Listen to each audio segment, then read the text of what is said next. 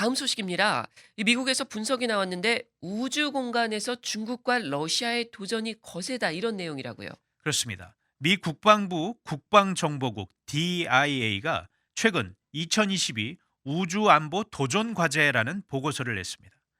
이 보고서는 경쟁자인 중국과 러시아가 우주 공간에서 활동을 크게 늘리고 있는데, 이는 미국과 동맹국들의 이익에 큰 도전이 될 수도 있다라고 경고를 한 것입니다. 네. 해당 보고서는 지난 2019년에 처음 나온 바가 있습니다. 예. 이 보고서에 담긴 내용 좀 구체적으로 짚어보죠.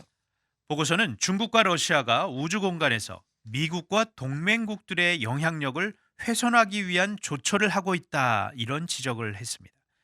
이를 위해 중국과 러시아가 지난 2019년 이후 지금까지 궤도에 있는 인공위성 자산을 70%가량 늘렸다라고 설명했습니다. 참고로 이 중국, 러시아 두 나라는 2015년과 2018년 사이에는 위성 자산을 무려 200%나 증가시킨 바가 있었습니다. 네. 인공위성은 주로 어느 목적으로 사용하는 건가요? 네, 인공위성은 통신이나 관측, 감지, 항행, 그리고 과학기술 등 여러 가지 용도로 사용이 됩니다. 그런데 인공위성은 민간용뿐만 아니라 군사 목적으로도 널리 사용되고 있습니다. 네. 이 보고서가 중국과 러시아의 위협을 지적했는데 나라별로 위협 수준은 어떻습니까?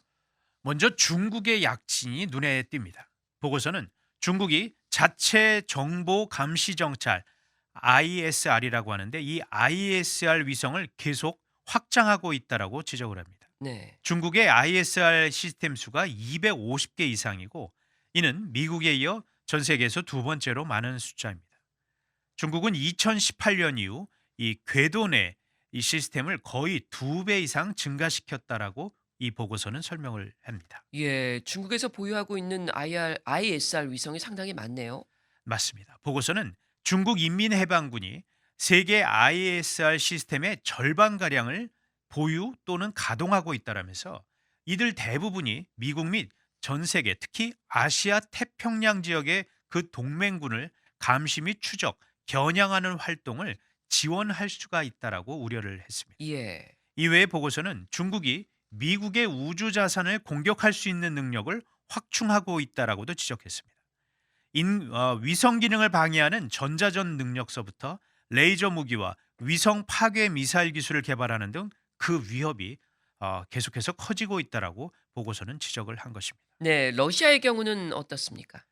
네, 보고서는 러시아가 전략적으로 미국의 우주 기반 서비스를 무력화하거나 부정할 수 있는 우주 대응 시스템을 추구하고 있다라고 분석을 했습니다. 보고서는 특히 미국 위성을 겨냥해 러시아가 개발 중인 레이저 무기에 특히 주목을 했습니다. 네.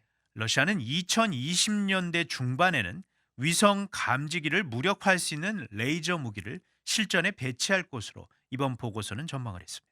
예. 보고서는 또 2030년까지 이보다 고출력인 시스템을 배치할 수도 있다라면서, 이 경우 위협은 전기광학 ISR뿐만이 아니라 모든 위성의 구조물로 확장이 될 수가 있다라고 경고를 했습니다. 네.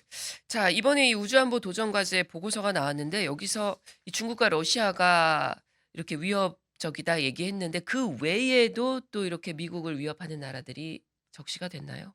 있습니다. 보고서는 이란과 북한을 적시를 했습니다. 예. 특히 북한의 탄도미사일이나 은하 3호 같은 이 위성 발사체는 이론상 무력 충돌 상황에서 다른 위성을 공격하는 데 사용할 수 있다라고 지적을 하면서, 북한의 움직임도 예의 주시하고 있다라고 보고서는 지적을 했습니다. 네. 잘 들었습니다. 지금까지 오늘의 핫 이슈였습니다.